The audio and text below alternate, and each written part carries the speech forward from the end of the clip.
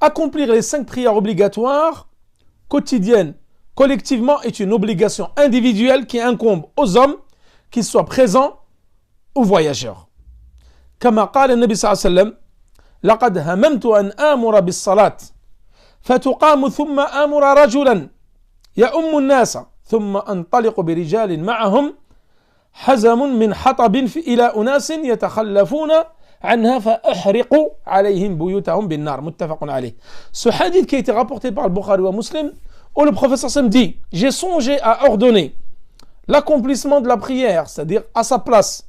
Il a laissé quelqu'un pour qu'il prie à sa place et lui, allez, puis à faire commencer la prière par un homme qui dirige les gens. Après quoi, je me rendais avec des hommes munis de fagots, c'est-à-dire de morceaux de bois, chez les gens qui n'insistent pas à la prière en groupe, la prière collective, afin de brûler leur maison alors que eux se trouvent dedans. Cela, comme ils disent les savants, prouve que le fait de délaisser la prière en groupe, c'est un grand péché parmi les grands péchés. Si cela n'était pas un grand péché, le prophète sallallahu alayhi wa sallam n'aurait pas ordonné à quelqu'un de diriger la prière et d'aller ramasser du bois avec des hommes pour aller brûler les maisons des gens avec eux dedans. Donc c'est vraiment pas une chose qui est simple. Cheikh Al-Uthaymin, rahimahullah, il évoque quelques bienfaits de la prière collective. Pourquoi Allah subhanahu wa ta'ala a légiféré la prière collective à la mosquée? Tout d'abord, c'est pour que les gens puissent se connaître, se rencontrer à la mosquée. C'est vrai, par exemple, il y a des gens, nous ne les voyons jamais en dehors de la mosquée. Très dur de voir certains frères si nous les croisons par la mosquée. Ça permet de se voir tous les jours. Ça permet de se rencontrer. Ça permet de se connaître, d'unir les liens entre les frères. À force de voir des gens tous les jours à la mosquée, 5 fois par jour, ça permet d'établir des liens. Ça permet de connaître les véritables croyants des hypocrites. Comme il a dit le prophète sallallahu alayhi wa sallam, salat ala al-munafiqin.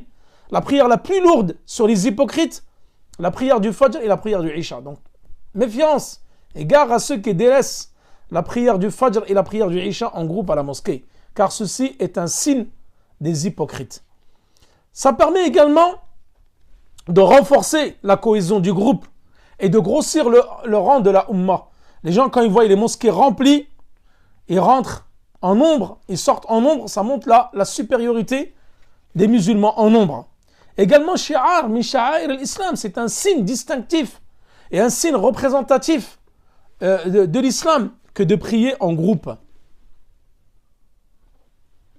Également, le fait d'aller tous les jours à la mosquée, lorsque quelqu'un, tu ne le vois pas, pendant 2-3 prières ou pendant 2-3 jours, tu vas questionner à son sujet. Peut-être Foulan, il est malade, peut-être que le frère, il a eu des soucis, etc. Donc c'est important. Et souvent, lorsqu'on ne voit pas les personnes plusieurs fois par jour ou pendant 2-3 jours à la mosquée, alors nous allons prendre de leurs nouvelles. D'où l'importance de la prière en groupe. Également, ça permet une cohésion sociale où le riche prie à côté du pauvre, où le gouverneur va prier à côté du gouverné, où l'administrateur va prier à côté de l'administré, etc. Donc vraiment de rassembler tous les musulmans, quelle que soit leur peau, leur couleur de peau, quelle que soit leur origine, quelle que soit leur condition sociale, etc. Très important. Ça, c'est parmi les bienfaits de l'importance de la prière en groupe. Donc là, Cheikh Sa'di, il a évoqué ce hadith-là, donc rapporté par Bukhari ou Muslim, qui montre l'importance de la prière en groupe.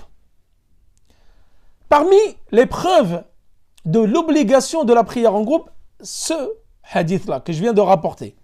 Également un verset du Coran, dans Surat An-Nisa, verset 102, les femmes, verset 102, qu'est-ce qu'il dit Allah subhanahu wa ta'ala? Wa in kunta fihim, si tu es parmi eux, fa'aqimta lahumus salat, alors tu as accompli pour eux la prière, fultaqum ta'ifatun minhum ma'aka, que une partie des musulmans se tient debout avec toi. Donc dans la salat, ça montre l'obligation de faire la prière en groupe. Également, les paroles d'Allah subhanahu wa ta'ala dans Surat Al-Baqarah, verset 43, warka'u ma'ar raki'in, inclinez-vous avec ceux qui s'inclinent. Ça, les savants tirent de ce verset une preuve de l'obligation de faire la prière en groupe. Un autre hadith également rapporté par Ibn Omar, et qui est dans le Bukhari ou Muslim, Salatul Jama'ati tafdhulu Salat al-Fadhi. C'est-à-dire que la prière en groupe est meilleure que la prière de l'individu bi 27 daraja. Et mieux que la prière individuelle de 27 degrés. Hadith rawahu al-Bukhari wa Muslim. Également, hadith de Abu Huraira, un hadith d'Abu Huraira qui dit أثقل صلاة على المنافقين صلاة العشاء وصلاة الفجر. La prière la plus lourde pour les hypocrites, c'est la prière du Fajr et la prière du Isha. وَلَوْ يَعْلَمُونَ مَا فِيهِمَا. S'ils savaient la récompense qu'il y avait dans ces deux prières-là, la atawhuma walaw habwan. Alors ils y viendraient en rampant. Ensuite, là, il récite le hadith wa laqad hamamtu. C'est-à-dire, j'ai songé à désigner quelqu'un pour diriger la prière, la faire commencer et prendre des hommes avec moi, aller ramasser du bois et brûler la maison ou les maisons des gens qui délaissent la prière en groupe et avec eux dedans. Donc ça, tout ça, c'est des adillas, des preuves de l'importance de la prière en groupe. Également, un hadith que les Hanabila rapportent, parce que nous allons voir qu'il y a des divergences entre les écoles concernant le caractère obligatoire à la mosquée. Même si on sait que l'avis le plus juste, c'est le caractère obligatoire. Un autre hadith, pour appuyer cet avis-là, hadith Abi Huraira également qui dit Ata Rasul sallallahu alayhi wa sallam a'ma. Le prophète sallallahu alayhi wa sallam lui est venu un homme aveugle. Faqala ya Rasulullah. Il a dit, oh prophète, innahu laysa li qa'id. Je n'ai personne qui vient me diriger, m'accompagner jusqu'à la mosquée. Yaquduni ila al-masjid. Fasa'ala Rasul sallallahu alayhi wa sallam ayarkhasu lahu an yarkhasu lahu. Yarkhasa lahu. C'est-à-dire qu'il a demandé au prophète sallallahu alayhi wa sallam qu'il lui donne une permission de délaisser la prière en groupe et de rester prier chez lui. An yarkhasa lahu. Fayusalli fi baytihi. Farakhasa lahu Rasul sallallahu alayhi wa sallam. Donc le prophète sallallahu alayhi wa sallam lui a donné la permission de prier chez lui. Ensuite, falamma tawalla da'ah. Lorsqu'il est retourné, cet aveugle, qui n'avait pas de personne pour l'accompagner, il a appelé le prophète sallallahu alayhi wa sallam et dit, reviens. Hal tasma'u nida? Est-ce que tu entends l'appel à la prière? Qala na'am. Qala fa'ajib. Donc réponds à la prière. Donc là, les savants ils disent, cette personne-là, elle est aveugle, à la personne pour l'accompagner à la mosquée et elle habitait loin. Et même dans une version d'un hadith, ils disent, il y avait les fauves, il y a des animaux sauvages, etc., qui peuvent être dangereux et que lui ne pouvait pas se rendre à pied. Malgré toutes ces excuses-là, il lui a dit, si tu entends l'appel à la prière, fais ajib. Si tu attends donc l'appel, tu dois te rendre à la mosquée. Je n'ai aucune excuse pour toi.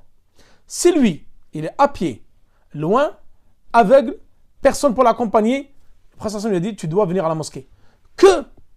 Qu'allons-nous dire de ceux qui habitent pas loin de la mosquée, qui ont une voiture, qui sont en bonne santé, clairvoyants, qui ont leur vue? Est-ce que ceux-là ont une excuse pour délaisser la prière en commun? Non. Donc là, il y a un khilaf concernant la prière obligatoire.